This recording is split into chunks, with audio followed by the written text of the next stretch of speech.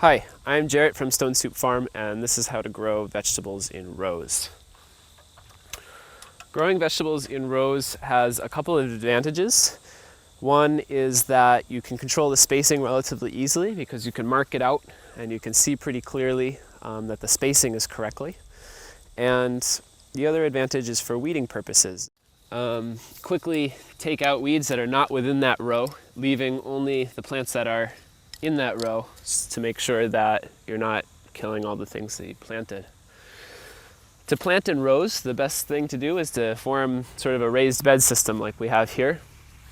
You want to pull up the sides and make sure that your bed has plenty of tilth and fluff.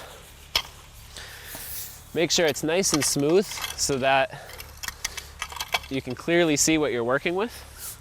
If you have one of these common garden cedars, these are really helpful for planting in rows because they very quickly run over the soil.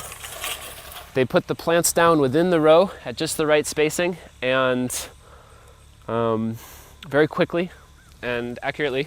If you don't have one of these garden cedars, then you could use some sort of tool just to mark out a row and then come through after with your seed and sprinkle it in.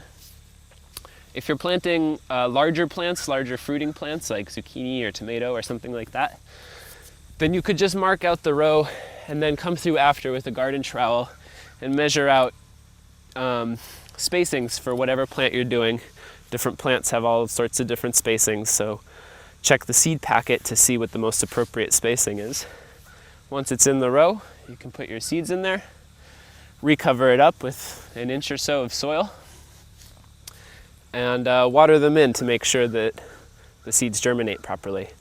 The other advantage of planting in rows is that you know exactly where to water. It's very efficient. You don't have to water the entire area, and